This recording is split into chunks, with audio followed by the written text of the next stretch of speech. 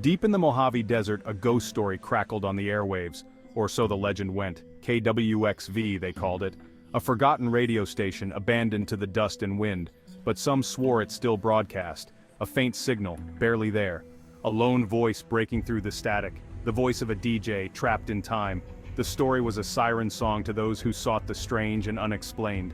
Urban explorers, thrill seekers, and ghost hunters alike were drawn to its mystery, all hoping to find the truth behind the last broadcast of KWXV.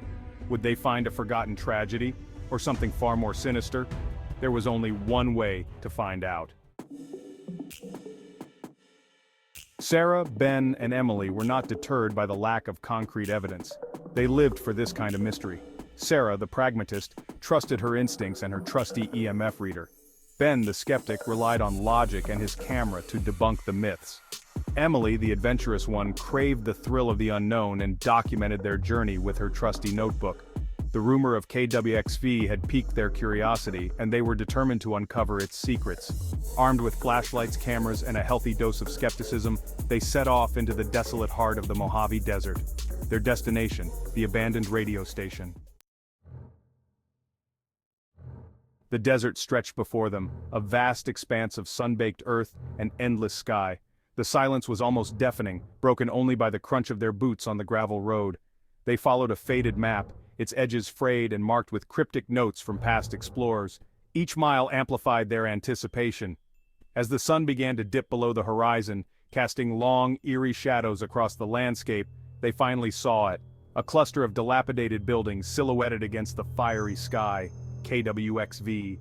The sight sent shivers down their spines. Even in the fading light, the station exuded an aura of abandonment and decay, as if time itself had turned its back on the place. The air grew heavy as they approached the main building. The rusted metal door creaked open with a groan, revealing a darkened interior. Dust motes danced in the beams of their flashlights, illuminating decaying furniture and cobweb-draped equipment. The air was thick with the smell of dust and decay. Ben scanned the room with his camera, his skepticism momentarily forgotten. Sarah, her EMF reader in hand, moved cautiously towards the control room. Static crackled from their walkie-talkies, the interference growing stronger with each step. Then, from the depths of the station, they heard it. A faint voice, barely audible above the static. A voice that seemed to emanate from the very walls themselves. They followed the sound to a small, dusty room.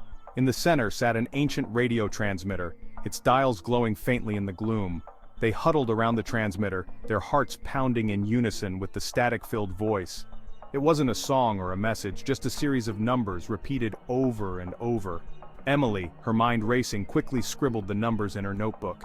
"It's a number station," she whispered, her voice trembling with a mixture of fear and excitement.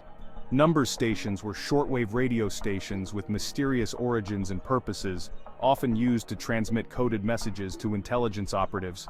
What was a number station doing in the middle of the Mojave Desert? The numbers, they soon realized, corresponded to frequencies on the radio dial. Each number was a clue, a piece of a larger puzzle that they were just beginning to understand. With each adjustment, the signal grew stronger, clearer. The static faded away, replaced by a voice that was becoming more distinct with every turn of the dial. The DJ's voice, no longer a garbled mess, sent chills down their spines. It was as if he was speaking directly to them, his words filled with a sense of urgency and desperation that was impossible to ignore. It was a man's voice, filled with urgency and a hint of desperation. He spoke of a hidden room, a secret within the station's walls. Then it hit them. He spoke of a hidden room, a secret within the station's walls. Then it hit them. This was no ordinary broadcast, it was a message meant for them, a call to action that they couldn't ignore. This was no random broadcast. The DJ wasn't just lost in time, he was leading them somewhere specific, somewhere important. But why? The DJ wasn't lost in time, he was leading them somewhere. But why?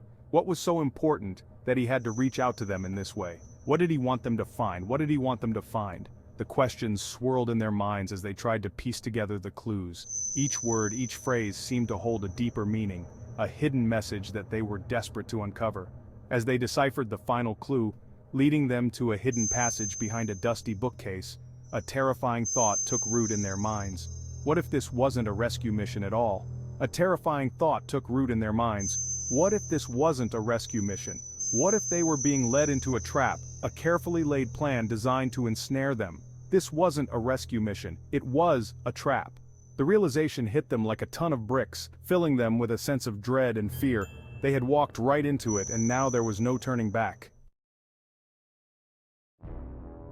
The passage was narrow and damp, the walls closing in as if they were alive, breathing with a sinister intent. The air was thick with the smell of mildew and fear, a pungent reminder of the unknown dangers lurking ahead. They moved cautiously, every step echoing in the oppressive silence, their flashlights cutting through the darkness like fragile beams of hope. The light flickered, casting eerie shadows that danced on the walls, making the passage seem even more alive. The DJ's voice, now close and menacing, filled the air with a chilling presence, its echoes bouncing off the walls, urging them forward with a sinister promise. It was as if the voice itself was a guide through this nightmare. But as they reached the end of the passage, the anticipation grew unbearable. They were met not by the DJ, but by an empty doorway that seemed to swallow the light. A sight that sent them scrambling back in terror, their hearts pounding in their chests like war drums. Standing in the doorway of a dimly lit room was a figure, shrouded in shadow, its form barely discernible.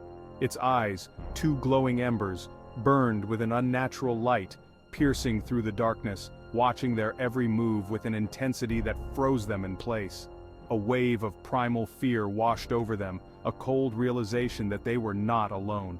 Someone, or something, had been waiting for them, lurking in the shadows, watching, waiting for the perfect moment to reveal itself. Panic seized them. They stumbled back, their flashlights falling to the ground, plunging them into darkness.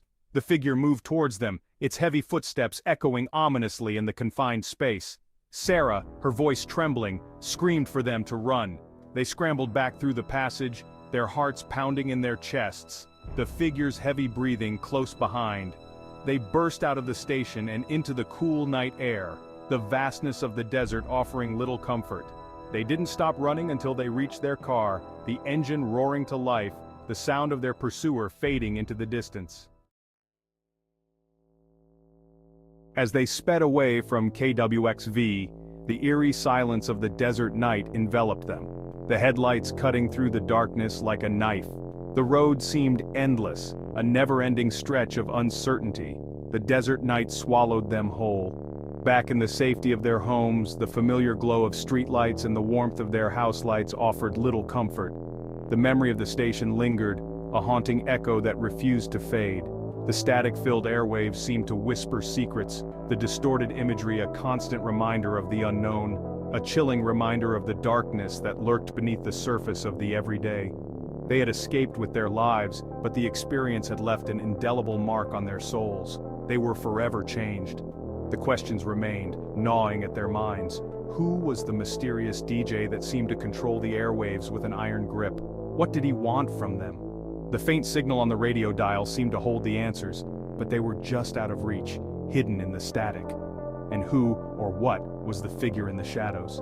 The answers, they knew, were buried deep within the static-filled airwaves of KWXV, a puzzle they were not yet ready to solve, but they were not ready to return.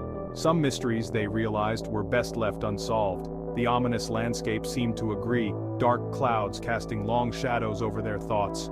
The voice of KWXV continued to haunt their dreams, a chilling reminder that some secrets are better left buried in the silence. The ghostly voice, the unsettling audio waveform, all served as a constant reminder of the night they would never forget. A chilling reminder that some secrets are better left buried in the silence. The stillness of the night, the sense of unease, all pointed to one undeniable truth. The voice remains echoing in the silence, a mystery that may never be solved.